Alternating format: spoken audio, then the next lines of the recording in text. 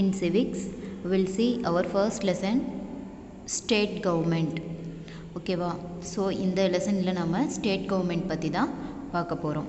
இங்கே பாருங்கள், கீழே வந்து இது என்ன அப்படின்னா ஒரு டீச்சருக்கும் அவங்க கிளாஸ் ரூமில் இருக்கக்கூடிய ஸ்டூடெண்ட்ஸ்க்குமான ஒரு கான்வர்சேஷன். இந்த லெசன் ஃபுல்லாகவே அப்படி தான் இருக்குது. பாருங்கள், டீச்சர் கிளாஸ்க்குள்ளே என்ட்ராகிறாங்க. என்ட்ரான உடனேயும் கேட்குறாங்க, சொல்கிறாங்க. என்ன சொல்கிறாங்க? குட் மார்னிங் டியர் ஸ்டூடெண்ட்ஸ் அப்படின்ட்டு டீச்சர் சொல்கிறாங்க. ஸ்டூடெண்ட்ஸ் எல்லாம் என்ன சொல்லுவாங்க? Good morning teacher or sir. Good morning மேம்னு நீங்கள் சொல்லுவீங்க இல்லையா? Same like that. Good morning teacher, good morning sir அப்படின்றாங்க. டீச்சர் என்ன செய்கிறாங்க? After taking attendance all are present today. So attendance எடுத்துட்டாங்க. அட்டெண்டன்ஸ் எடுத்து முடிச்சதுக்கப்புறம் இன்றைக்கி எல்லாருமே ப்ரெசென்ட் ஆகிருக்கீங்க அப்படின்ட்டு சொல்கிறாரு. Very good. Coming Monday we have a function in our school. All should be present on the day without fail. So coming Monday வந்து நம்ம ஸ்கூலில் ஒரு ஃபங்க்ஷன் இருக்குது. அந்த ஃபங்க்ஷனில் வந்து எல்லாருமே ப்ரெசென்ட் ஆகணும் அப்படின்ட்டு அவர் சொல்கிறாரு. நெக்ஸ்ட்டு பாருங்கள், யோகிதா அப்படின்ற ஒரு கேர்ள் என்ன கேட்குறாங்க அப்படின்னா, do we have any cultural program அப்படின்னு கேட்குறாங்க. ஏதாச்சும் கல்ச்சுரல் ப்ரோக்ராம் இருக்கா சார்? ஃபங்க்ஷன்னு சொன்னீங்களே, கல்ச்சுரல் ப்ரோக்ராம் இருக்கான்னு கேட்குறாங்க. டீச்சர் என்ன சொல்கிறாங்க? Yes, we are going to open the new building in our school. நம்ம ஸ்கூலில் வந்து ஒரு நியூ பில்டிங் ஓப்பன் பண்ண போகிறோம் அப்படின்னு சொல்கிறாரு. உடனே ஸ்டூடெண்ட்ஸ் என்ன சொல்கிறாங்க? Hey, we are going to a new classroom அப்படின்னு சொல்லி ஒரு ஜாலியாக ஒரு எக்ஸ்க்ளமேட்ரியாக ஒரு எந்துவாக சொல்கிறாங்க. நம்ம நியூ கிளாஸ் ரூமுக்கு போக போகிறோம் அப்படின்னு சொல்கிறாங்க. ஸோ அதில் ஒரு ஸ்டூடெண்ட் முத்து அப்படின்றவன் என்ன கேட்குறான்? Who will be the chief guest? எப்படியும் வந்து சீஃப் கெஸ்ட் வருவாங்க இல்லையா ஃபங்க்ஷன்னா, யார் வந்து சீஃப் கெஸ்ட் அப்படின்னு சொல்லிட்டு அவன் கேட்குறான். டீச்சர் சொல்கிறாரு, we have invited our MLA as a chief guest for our opening ceremony. New building open பண்ணுறதுக்கு நம்ம எம்எல்ஏவை இன்வைட் பண்ணியிருக்கோம் அப்படின்னு சொல்கிறாரு. ஸோ ரஹீம் அப்படின்றவங்க சொல்கிறான், MLA I have heard but I don't know who is he. MLA அப்படின்றத நான் கேள்விப்பட்டிருக்கேன், பட் ஆனால் அப்படின்னா என்னென்னு யார் அவங்கன்னு தெரியலையே அப்படின்றான். டீச்சர் என்ன சொல்கிறாங்க? MLAs are representative of the people. He is one among us. He is the member of legislative assembly அப்படின்றாரு. எம்எல்ஏ அப்படின்றவங்க யாருன்னா நம்ம பீப்புளுக்கான ஒரு ரெப்ரசன்டேட்டிவ். நம்மள மாதிரி அவரும் ஒரு பீப்புள் தான், நம்மள அவரும் ஒருத்தர் தான். லெஜிஸ்லேட்டிவ் அசம்பிளியில் அவர் ஒரு மெம்பராக இருப்பார். அதுதான் வந்துட்டு MLA, member of legislative assembly. ஓகேவா? நெக்ஸ்ட்டு சரண் சொல்கிறான், what is legislative assembly? Will you explain in detail sir? Legislative அசம்பிளினா என்ன, அதை எக்ஸ்பிளைன் பண்ணுறீங்களா சார் அப்படின்னு சொல்லிட்டு சரண் கேட்குறான். டீச்சர் சொல்கிறார், ஷியோர் அப்படின்னு சொல்லிட்டு ஒரு பிக்சர் காமிக்கிறாரு. பக்கத்தில் இருக்குது பாருங்க, அந்த பிக்சரை காமிக்கிறாரு. அந்த பிக்சர் என்னது? Fort Saint George assembly session, chief ministers and other minister. So chief மினிஸ்டரும் மற்ற மினிஸ்டரும் வந்து டிஸ்கஷனில் இருப்பாங்க இல்லையா, மீட்டிங் நடக்கும் இல்லையா. ஸோ அந்த அசம்பிளியில் நடக்கக்கூடிய அந்த ஃபோர்ட் தான் வந்து இந்த சென்ட் ஜார்ஜ் அப்படின்ற ஃபோர்ட். மீனா அப்படின்ற பொண்ணு என்ன கேட்குறா? What is that building? Where is it? It looks like a fort அப்படின்னு சொல்லுது. அது என்ன பில்டிங்கு? இது ஃபோர்ட் மாதிரி இருக்குது, இது ஒரு கோட்டை மாதிரி தெரியுது, அது எங்கே இருக்குது அப்படின்னு சொல்லி கேட்குது. உடனே டீச்சர் சொல்கிறாரு, yes you are correct, it is a fort in Chennai, first English fortress in India. The fort currently houses the Tamil Nadu legislative assembly and secretariat of Tamil Nadu. So இது வந்து ஆமாம், நீ சொன்னது கரெக்டு தான், இது ஒரு ஃபோர்ட்டு தான், சென்னையில் இருக்கக்கூடிய ஒரு ஃபோர்ட்டு தான். இது வந்து ஃபஸ்ட்டு இங்கிலீஷ் ஃபோர்ட்டு, நம்ம இந்தியாவில் ஃபஸ்ட்டு இங்கிலீஷ் ஃபோர்ட்டு. இந்த ஃபோர்ட்டை பார்த்தீங்கன்னா நம்ம தமிழ்நாட்டில் இருக்கக்கூடிய லெஜிஸ்லேட்டிவ் அசம்பிளி, செக்ரட்டரேட், ஏதாச்சும் சீஃப் மினிஸ்டர்ஸும் மற்ற மினிஸ்டர்ஸ் வந்து மீட்டிங் அட்டென்ட் பண்ணணும், எல்லோரும் ஒன்று கூடி ஏதாவது ஒரு கான்ஃபரன்ஸ் போடணும் அப்படின்னா எல்லோரும் இங்கே தான் பண்ணுவாங்க. Next, Legislative Assembly has the lower house where all the MLAs meet to discuss various matters related to the welfare of the state. State government பற்றி தான் இந்த லெசனில் பார்க்க போகிறோம் இல்லையா. ஸ்டேட் அப்படின்றது என்னது? ஒரு மாநிலம். நம்ம தமிழ்நாடு அப்படின்றது ஒரு ஸ்டேட்டு. ஸோ நம்ம தமிழ்நாட்டுக்கு தேவையான நலன்களை பற்றியெல்லாம் டிஸ்கஸ் பண்ணுறதுக்காக, எல்லா விஷயங்களையும் டிஸ்கஸ் பண்ணுறது தான் இந்த லெஜிஸ்லேட்டிவ் அசம்பிளியில் எம்எல்ஏஸ் எல்லோரும் மீட் பண்ணுவாங்க. டிஸ்கஷன் பண்ணுறதுக்கான ஒரு பிளேஸ் தான் இந்த லெஜிஸ்லேட்டிவ் அசம்பிளி. அதை தான் நம்ம என்னென்னு சொல்கிறோம்? லோயர் ஹவுஸ் அப்படின்ட்டு சொல்கிறோம். நெக்ஸ்ட்டு கயல் அப்படின்ற ஒரு பொண்ணு சொல்லுது பாருங்கள், who will be there in that legislative assembly? அந்த லெஜிஸ்லேட்டிவ் அசம்பிளியில் யார் இருப்பாங்க அப்படின்ட்டு கேட்குது. டீச்சர் சொல்கிறாரு, listen, India has separate system of administration for the union, states and union territories. So நம்ம இந்தியாவில் யூனியன் டெரிட்டரிஸ்க்கு தனியாக இருக்குது. யூனியன் டெரிட்டரிஸுங்கிறது என்னது, சின்ன சின்ன அதாவது ஸ்டேட்ஸாக பிரிக்க முடியாமல் சின்ன சின்னதாக இருக்கக்கூடிய பிளேசஸ் தான் யூனியன் டெரிட்டரிஸ் அப்படின்னு சொல்லுவோம். அதுக்கப்புறமா ரொம்ப பெரிய பெரிய பிளேசஸ் எல்லாம் தனியாக சொல்லுவோம். அப்புறம் ஸ்டேட், நம்ம தமிழ்நாடு மாதிரி இருக்கக்கூடிய பிளேசஸ் எல்லாம் ஒன்று ஸ்டேட் அப்படின்ட்டு சொல்லுவோம். Do you know how many states and union territories are there in India? உங்களுக்கு தெரியுமா ஸ்டூடெண்ட்ஸ்? உங்களுக்கு எத்தனை ஸ்டேட்ஸ் எத்தனை யூனியன் டெரிட்டரிஸ் நம்ம தமிழ்நாட்டில் இருக்குன்னு தெரியுமா அப்படின்னு சொல்லி சார் கேட்குறாரு. ரவி சொல்கிறான். Shall I tell அப்படின்னு கேட்குறான். 29 states and 7 union territories including our capital territory Delhi. Am I right sir? Right teacher அப்படின்னு கேட்குறான். 29 ஸ்டேட்ஸ் இருக்குது, 7 யூனியன் டெரிட்டரிஸ் இருக்குது. நம்ம டெல்லி அப்படிங்கிற கேபிட்டல், நம்ம இந்தியாவுடைய கேபிட்டல் டெல்லி தான். ஸோ இந்த டெல்லியும் சேர்த்து 7 யூனியன் டெரிட்டரிஸ் நான் சொல்கிறது ரைட்டா அப்படின்னு சொல்லி கேட்குறான். டீச்சர் சொல்கிறார், exactly as I said already power is divided between 2 sets of governments, one at the central in Delhi and separate governments for all the states. This is called as federal system. So நீ சொன்னது correct தான். நம்ம இந்தியாவில் இந்த பவரை வந்து ரெண்டாக divide பண்ணியிருக்காங்க. 2 கவர்மெண்ட் இருக்குது. ஒன்று வந்து டெல்லி சென்ட்ரலாக, அதாவது சென்ட்ரல் கவர்மெண்ட் அப்படின்னு சொல்லுவோம். இன்னொன்று வந்து ஒவ்வொரு ஸ்டேட்டுக்கும் தனித்தனியாக இருக்கக்கூடிய செப்பரேட் கவர்மெண்ட், அது வந்து ஸ்டேட் கவர்மெண்ட் அப்படின்னு சொல்லுவோம். இந்த மாதிரி இருக்கிற சிஸ்டம், அதாவது ஒரு சென்ட்ரல் கவர்மெண்ட்டும் ஒவ்வொரு ஸ்டேட்டுக்கும் தனித்தனி ஸ்டேட் கவர்மெண்ட்டும் இருக்கிறத தான் நம்ம என்னென்னு சொல்லுவோம், ஃபெடரல் சிஸ்டம்ஸ் அப்படின்ட்டு சொல்லுவோம். Next, India is a parliamentary democratic republic where the President of India is the head of Indian Union and the Prime Minister and all the ministers are responsible for smooth running of the government. So நம்ம Indian republic, India வந்து ஒரு குடியரசு நாடு அப்படின்றது எல்லாருக்குமே தெரியும். அங்கே யார் தான் ஹெட்டாக இருப்பாங்க, நம்ம பிரசிடெண்ட்டு தான் வந்து நம்ம இந்தியன் யூனியனுக்கு ஹெட்டு, இந்தியாவுக்கு ஹெட்டு. அவங்க கூட பிரைம் மினிஸ்டர், அதுக்கப்புறமா மற்ற மினிஸ்டர்ஸ் எல்லாருமே, சீஃப் மினிஸ்டர், அவருக்கு கீழே ஒர்க் பண்ணக்கூடிய மினிஸ்டர்ஸ், இவங்க எல்லாருமே வந்து நம்ம கவர்மெண்ட்டை பர்ஃபெக்டாக ரன் பண்ணுறதுக்கான ரெஸ்பான்ஸ் எல்லாருக்குமே இருக்குது.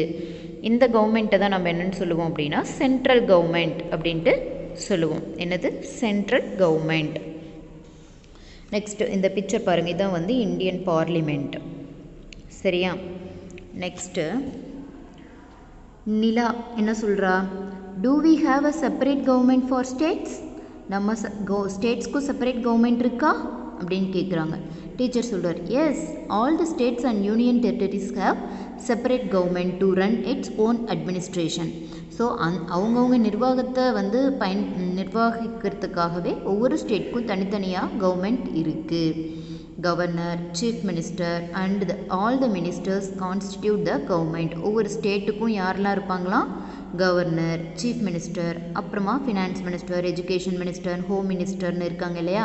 ஸோ இவங்க எல்லாருமே வந்து கவர்மெண்ட்டை ரன் பண்ணுவாங்க.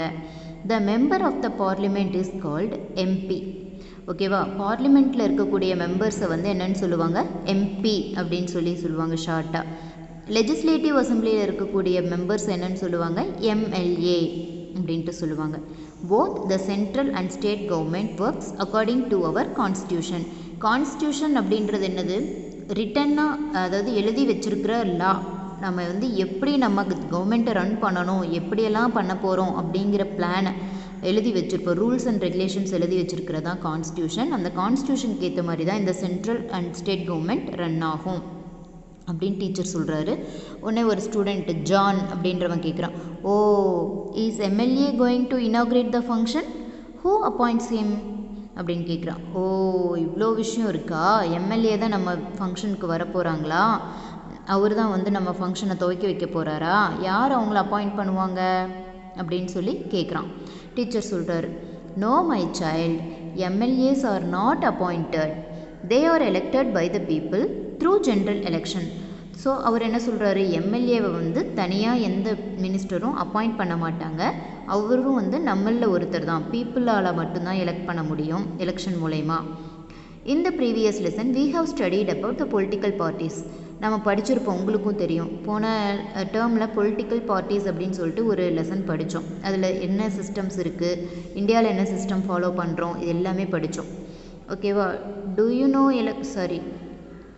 you remember? உங்களுக்கு அது ஞாபகம் இருக்கா? These political parties play a vital role in election. So important role, ஓகேவா? எலெக்ஷனில் இம்பார்ட்டண்ட் ரோல் ப்ளே பண்ணுது இந்த பொலிட்டிக்கல் பார்ட்டிஸ்லாம். For election the entire state is divided into several constituencies on the basis of the population. So ஒவ்வொரு பிளேஸ்லேயுமே பார்த்திங்க அப்படின்னா people எவ்வளோ இருக்காங்க, மக்கள் தொகை எவ்வளோ இருக்குது, பாப்புலேஷன் எவ்வளோ இருக்குது, அது அப்படின்னு சொல்லிட்டு அதுக்கு தகுந்த மாதிரி நம்ம ஸ்டேட்டை வந்து நிறைய டிவைட் பண்ணியிருப்பாங்க. நிறைய இடத்துல போடுறாங்க இல்லையா, இந்த பிளேஸ்லேருந்து இந்த பிளேஸ் வரைக்கும் இங்கே போய் ஓட் பண்ணணும், அந்த மாதிரிலாம் சொல்கிறாங்க இல்லையா. ஸோ அதுதான் political parties nominate their candidates to each constituency. So ஒவ்வொரு பொலிட்டிக்கல் பார்ட்டிஸ் என்ன செய்யலாம் அப்படின்னா அவங்க கேண்டிடேட்ஸாக அவங்க நாமினேட் பண்ணிக்கலாம். All the people residing in that constituency who has completed 18 years of age cast their vote. So 18 years complete ஆகிருந்த போதும் என்ன பண்ணலாம், எல்லா பீப்புளுமே ஓட் பண்ணலாம். The candidate who gets the more number of votes is declared as elected and become MLA. யாருக்கு அதிகமாக vote கிடைக்குதோ அவங்க எலெக்ட் ஆகி அவங்க எம்எல்ஏவாகிடுவாங்க. The election commission of India conducts and monitors the elections. இதெல்லாம் எது வாட்ச் பண்ணிகிட்டு இருக்குமா, எலெக்ஷன் கமிஷன் வாட்ச் பண்ணிக்கிட்டு இருக்கும். அதுதான் வந்து இந்த எலெக்ஷனை கண்டக்ட் பண்ணும். After the election, the party which gets the more number of MLAs is declared as the majority party. So number of MLAs வந்து எந்த பார்ட்டியில் அதிகமாக இருக்காங்களோ அவங்கள தான் என்னென்னு சொல்லுவாங்க, மெஜாரிட்டி பார்ட்டி அப்படின்னு சொல்லி டிக்ளேர் பண்ணுவாங்க லாஸ்ட்டாக. The governor call the leader of the majority party to form the state government. So அந்த மெஜாரிட்டி பார்ட்டியோட லீடர் யாரோ அவங்கள கூப்பிட்டு கவர்மெண்ட்டை ஃபார்ம் பண்ண சொல்லுவார். யார் சொல்லுவாங்க இதை? கவர்னர் சொல்லுவார். In simple words, a party whose MLA has won more than half the number of constituencies in the state are called ruling party and forms the government. So இப்போ சொல்லணும் அப்படின்னா எம்எல்ஏ வந்துட்டு ஹாஃப் ஆஃப் த நம்பருக்கு மேலே யாரெல்லாம் வந்திருக்காங்களோ அவங்க எல்லாம் வந்துட்டு ரூல் பண்ணலாம், அவங்கள வந்து ரூலிங் பார்ட்டி அப்படின்ட்டு சொல்லுவோம். அவங்களுக்கெல்லாம் கவர்மெண்ட்டை ஃபார்ம் பண்ணுறதுக்கான ரூல்ஸ் இருக்குது. And the party which gets the total number of seats next to the majority party acts as an opposition party in the legislature. So அந்த அதிகமாக யார் ஓட்ஸ் வாங்கியிருக்காங்களோ அவங்க மெஜாரிட்டி பார்ட்டி, அவங்களுக்கு நெக்ஸ்ட்டு யார் அதிகமாக வாங்கியிருக்காங்களோ அவங்க வந்து opposition party. But all the MLAs of other political parties who do not belong to the ruling party are called opposition party. So MLAs அந்த பொலிட்டிக்கல் பார்ட்டிஸில் இருக்கக்கூடிய எம்எல்ஏஸ் யாரெல்லாம் வந்துட்டு அந்த ரூலிங் பார்ட்டிக்கு சம்மந்தப்பட்டவங்க இல்லையோ அவங்களெல்லாம் அப்போசிஷன் பார்ட்டி அப்படின்னு தான் சொல்லுவோம்.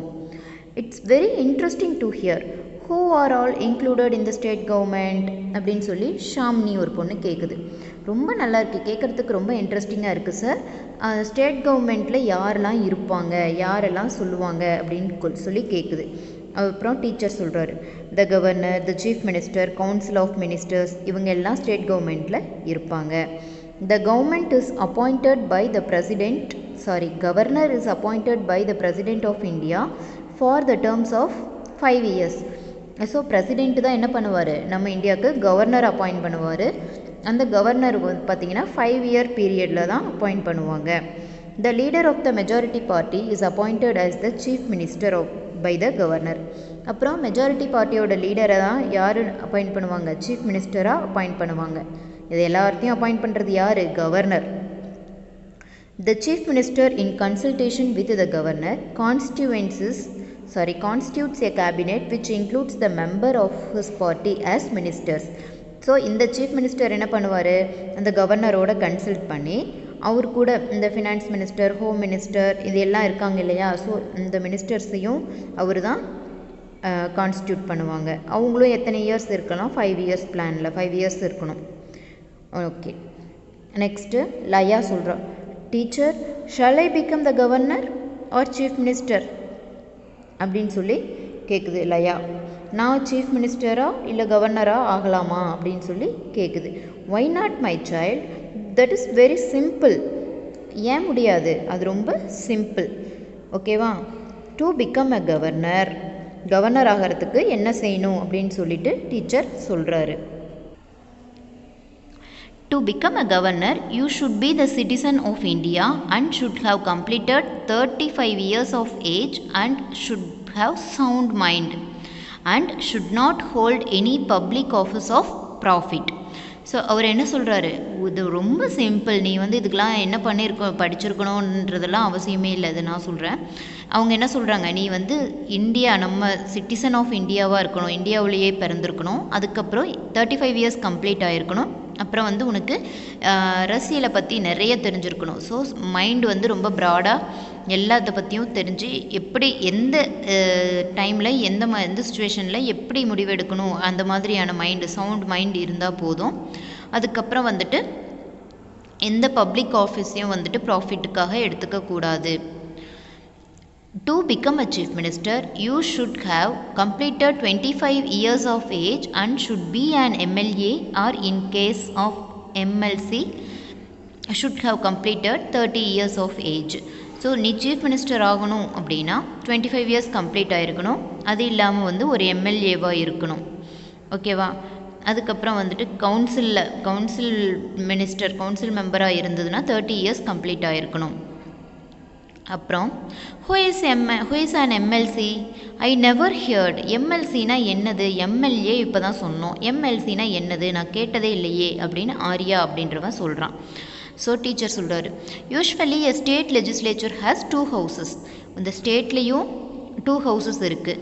நம்ம முன்ன பார்த்தோம் லெஜிஸ்லேட்டிவ் அசம்பிளி அப்படின்றது என்னது, லோயர் ஹவுஸ்ன்னு சொல்லியிருந்தாங்க. இந்த ஸ்டேட் லெஜிஸ்லேச்சர்லேயும் வந்து 2 ஹவுசஸ் இருக்குது. ஒன்று Appar house, another one is lower house. இதை நம்ம என்னென்னு சொல்லுவோம் அப்படின்னா பை கேமரல் லெஜிஸ்லேச்சர் அப்படின்ட்டு சொல்லுவோம்.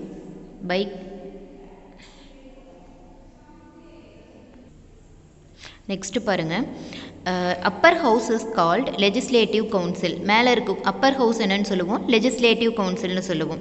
So member are called MLCs. அந்த அப்பர் ஹவுஸில் இருக்கிறவங்களெல்லாம் நம்ம ஷார்ட்டாக என்னன்னு சொல்லுவோமா, எம்எல்சி அப்படின்ட்டு சொல்லுவோம். அவங்க வந்து பீப்புளால் டைரெக்டாக எலெக்ட் ஆக மாட்டாங்க. லோயர் ஹவுஸை தான் லெஜிஸ்லேட்டிவ் அசம்பிளின்னு சொல்லுவோம், முன்னையே பார்த்தோம். அவங்க வந்து பீப்புள் தான் வந்து அவங்கள எலெக்ட் பண்ணுவாங்க, அவங்கள தான் வந்து எம்எல்ஏ அப்படின்னு சொல்லுவோம். In India, some of the states have 2 houses in their state legislature.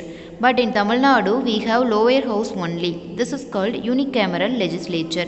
So நம்ம இந்தியாவிலையுமே நிறைய ஸ்டேட்ஸில் இந்த மாதிரி லோயர் ஹவுஸும் இருக்குது, அப்பர் ஹவுஸும் இருக்குது. பட் தமிழ்நாட்டில் வந்து என்னதான் லெஜிஸ்லேட்டிவ் அசம்பிளி மட்டும்தான் இருக்குது. அதனால் அது என்னென்னு சொல்கிறோம், யூனிகேமரல் லெஜிஸ்லேச்சர். அம்மர் அப்படின்றவங்க சொல்கிறாங்க, oh now you can please tell me the power and functions of governor and chief minister sir. இப்போ சொல்கிறீங்களா, கவர்னரும் சீஃப் மினிஸ்டரும் என்ன செய்வாங்க, அவங்களுடைய பவரை பற்றியும் அவங்களுடைய ஃபங்க்ஷன்ஸ் பற்றியும் சொல்கிறீங்களா அப்படின்னு சொல்லி ஒரு ஸ்டூடெண்ட் கேட்குறான். Sure, the governor is an integral part of the state legislature. So முக்கியமாக நம்ம ஸ்டேட் லெஜிஸ்லேச்சருக்கு முக்கியமாக யார் தான் வேணும், கவர்னர் தான் வேணும். Governor is the head of the state executive and he has enormous powers. So அவர் தான் நம்ம ஸ்டேட்டுக்கு ஹெட்டு. அதுக்கப்புறம் அவருக்கு வந்து நிறைய பவர் இருக்குது. All the administration is carried on in his name. எல்லா அட்மினிஸ்ட்ரேஷன் ஒர்க்குமே வந்துட்டு கவர்னர் பேரில் தான் நடக்கும். He is a challenger of the government universities in the state. So சேலஞ்சர்னு சொல்லிட்டேன், சான்சலர். அதாவது கவர்மெண்ட் யூனிவர்சிட்டிஸ், கவர்மெண்ட்டில் நடக்கக்கூடிய எல்லா விஷயமுமே வந்து கவர்னர் காதுக்கு போகாமல் நடக்காது, அவருடைய தலைமையில் தான் எல்லாமே நடக்கும். All bills become law only after his assent. So நம்ம இந்த ரூல்ஸ்லாம் ஃபாலோ பண்ணணும், இதெல்லாம் கான்ஸ்டியூஷனில் இருக்கணும் அப்படின்னு சொல்லி எழுதுவோம். ஸோ அது எல்லாமே யார், இவர் கவர்னர் பார்த்து ஓகே சொன்னதுக்கப்புறம் தான் வந்து லாவாகும். he appoints important officials of the state government such as an advocate general, chairman and member of state public service commissions, state election commissioner, vice chancellors of state universities etc. பாருங்க, கீழே கொடுத்துருக்கிற எல்லா பர்சன்ஸையுமே யார் தான் appoint பண்ணுவாங்களாம், இந்த governor தான் appoint பண்ணுவாங்க. Next, the chief minister is the real executive head of the state administration. அதுக்கப்புறமா பார்த்தீங்கன்னா chief minister, he allocates the portfolios among the ministers. So மற்ற மினிஸ்டர்ஸ் வந்து அலோகேட் பண்ணுறது யாருன்னா சீஃப் மினிஸ்டர். யாரு கூட கன்சல்ட் பண்ணி? கவர்னர் கூட கன்சல்ட் பண்ணி. The council of ministers are collectively responsible to the state legislature. So நம்ம ஸ்டேட்டுக்கு தேவையான நம்ம ஸ்டேட்டை பற்றி எல்லா விஷயங்களுமே வந்து எல்லாருக்குமே என்ன இருக்கணும்? ரெஸ்பான்ஸ் இருக்கணும். All the ministers work as a team under the chief minister. So எல்லா மினிஸ்டர்ஸுமே யாருக்கு கீழே தான் ஒர்க் பண்ணுவாங்க? நம்ம சீஃப் மினிஸ்டருக்கு கீழே தான் ஒர்க் பண்ணுவாங்க. The chief minister formulates programs and policies for the welfare of the people of the state. So chief minister என்ன பண்ணுவாங்க? நம்ம நாட்டில் நம்ம மக்களுக்கு இதெல்லாம் பிரச்சனை, ஸோ நம்ம பீப்புளோட வெல்ஃபேர்க்காக எல்லா ப்ரோக்ராம்ஸையுமே ஃபார்முலேட் பண்ணுறது யார்? நம்ம சீஃப் மினிஸ்டர் தான். The Council of Ministers is collectively responsible to the legislative assembly of the state. So அவரு கூட இருக்காங்க இல்லையா மினிஸ்டர்ஸ், அவங்க எல்லாமே நம்ம லெஜிஸ்லேட்டிவ் அசம்பிளிக்கு ரொம்ப whole responsible. The three main organs of government are the legislative, executive and judiciary. So நம்ம கவர்மெண்ட்டில் 3 விஷயங்கள் என்னென்ன? லெஜிஸ்லேட்டிவ்னா இந்த சட்டமன்றம், ஸோ அந்த சட்டத்துக்கு பற்றி எல்லாமே இருக்கணும். அதுக்கப்புறம் எக்ஸிக்யூட்டிவ், ஜுடிஷியரினா நியாயம் தர்மம் அதை பற்றிலாம் சொல்லுவோம் இல்லையா. ஸோ இது 3 ஆர்கன்ஸுமே வந்து நம்ம தமிழ்நாட்டில் கவர்மெண்ட், நம்ம தமிழ்நாடு கவர்மெண்ட்டுக்கு இது 3மே மெயின் ஆர்கன்ஸ் தான். The legislative branches makes laws, the executive branch makes enforces the law and judiciary interprets the law. Legislative branch என்ன செய்யுமா? லாவை மேக் பண்ணும், அதாவது ஒரு விஷயத்த சொல்லும். எக்ஸிக்யூட்டிவ் பிரான்ச் என்ன பண்ணும்? அதுபடி நடத்தும். ஜுடிஷியரி என்ன செய்யும்? அதை வந்து நியாயமான பாதையில் எடுத்துகிட்டு போகும். சரியா? நெக்ஸ்ட்டு நந்து சொல்கிறான், judiciary are you saying about the courts teacher? ஜுடிஷியரினாலே இது கோர்ட் ரிலேட்டடான விஷயம் தானே, கோர்ட்ஸை பற்றி சொல்ல போகிறீங்களா, அதை பற்றி சொல்லிகிட்ருக்கீங்களா அப்படின்னு சொல்லி ஸ்டூடெண்ட் கேட்குறான். அதுக்கு டீச்சர் சொல்கிறாரு, yes, the high courts are the highest judicial organ at the state level. So நம்ம ஸ்டேட்டை பொறுத்த வரைக்கும் ஸ்டேட்டில் ஹையஸ்ட் கோர்ட் எது அப்படின்னா ஹை கோர்ட்டு தான். அங்கே நமக்கு நியாயம் கிடைக்கும் அப்படின்னா அது கடைசியாக வந்து ஹை கோர்ட்டில் போய் தான் தீர்ப்பு கிடைக்கும் அப்படின்றாங்க. இட் இஸ் அன் இண்டிபெண்ட் பாடி. இது வந்து யார் கூடயுமே வந்துட்டு இப்போ டிபெண்ட் ஆகலை, இது வந்து இண்டிபெண்ட் தன்னிச்சையான ஒன்று. As per the constitution there shall be a high court in each state. as per the constitution there shall be a high court in each state. ஒவ்வொரு ஸ்டேட்லேயுமே ஹை கோர்ட் இருக்கும். The state high court consists of the chief justice and other judges. So ஒவ்வொரு ஸ்டேட்டில் இருக்கக்கூடிய high கோர்ட்லேயும் என்னென்ன யார் இருப்பாங்களாம்? Chief justice இருப்பாங்களாம், இன்னும் நிறைய ஜட்ஜஸ் இருப்பாங்களாம். The member of judges in the high court is not uniform and fixed. So மெம்பர்ஸ்லாம் எப்படி இருப்பாங்க? ஒரே மாதிரி இருக்க மாட்டாங்க, அவங்க ஃபிக்ஸ்டாகவும் இருக்க மாட்டாங்க. ஒரு டைம் பார்த்திங்கன்னா 13 பேர் இருக்காங்கன்னா இன்னொரு டைம் வந்து 15 பேர் இருப்பாங்க. ஸோ அந்த மாதிரி தான். President appoints the chief justice and can hold the office until he completes the age of 62 years. President தான் என்ன பண்ணுவாங்க? சீஃப் ஜஸ்டிஸ் அப்பாயிண்ட் பண்ணுவாங்க. அவருக்கு ஏஜ் லிமிட் என்னது? 62 இயர்ஸ்க்குள்ளே, அவர் 62 இயர்ஸ் வரைக்கும் கம்ப்ளீட், அவருக்கு 62 இயர்ஸ் ஆகிற வரைக்கும் அந்த ஆஃபீஸில் அவர் ஒர்க் பண்ணிட்டு தான் இருக்கணும். Apart from high courts there are district courts and tribunals. So இந்த ஹை கோர்ட் தவிர ஒவ்வொரு டிஸ்ட்ரிக்ட் கோர்ட்ஸும் இருக்குது. அது இல்லாமல் சின்ன சின்ன கோர்ட்டு, மக்கள் நீதிமன்றம் இந்த மாதிரிலாம் சொல்கிறாங்க இல்லையா, அந்த மாதிரியும் இருக்குது மக்களுக்காக. They ensure justice to the people without any bias. So எந்த ஒரு ப்ராப்ளமுமே இல்லாமல் இவங்க இந்த டிஸ்ட்ரிக்ட் கோர்ட்டும் சரி, இந்த ட்ரிபியூனல்ஸும் சரி, பீப்புளுக்கான ஜஸ்டிஸை கொடுப்பாங்க. Apart from this, family courts are established to settle the dispute relating to marriage and family affairs. So ஒரு குடும்பத்தில் பிரச்சனை ஆகுது, மேரேஜ், டவுரி அதிகமாக வாங்குறாங்க, இந்த மாதிரி ரிலேட்டடான விஷயங்கள் எல்லாம் ஃபேமிலி கோர்ட்ஸுமே இருக்குது, அதுலேயுமே பார்த்துக்கலாம்.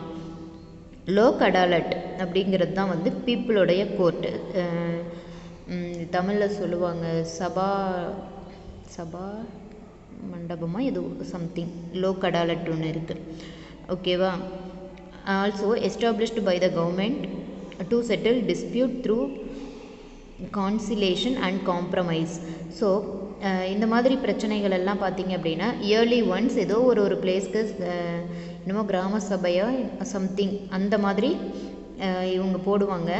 அதில் பார்த்தீங்கன்னா பீப்புளுக்கு இருக்கக்கூடிய பிரச்சனைக்கு அவங்க வந்து காம்ப்ரமைஸ் பண்ணுவாங்க. இப்போ வந்து ரொம்ப நாள் லோன் கட்டாமல் இருக்கிறவங்க, ஸோ பேங்க்கில் இந்த கோர்ட்டில் போட்டிருப்பாங்க இல்லையா, அந்த மாதிரி பிரச்சனை ரொம்ப நாள் தீர்க்காத பிரச்சனையெல்லாம் இந்த மாதிரி பிளேஸில் இந்த மாதிரி லோக் அடாலட் வச்சு பீப்புளுக்கான கோர்ட் எப்பயுமே இதில் போயிட்டு அவங்க என்ன தேவையோ அவங்களுக்கு என்ன வேணுமோ அதை வந்து காம்ப்ரமைஸ் பண்ணிக்கலாம் அப்படின்ட்டு சொல்லுவாங்க. சில்ட்ரன் சொல்கிறாங்க, this topic is very interesting to hear.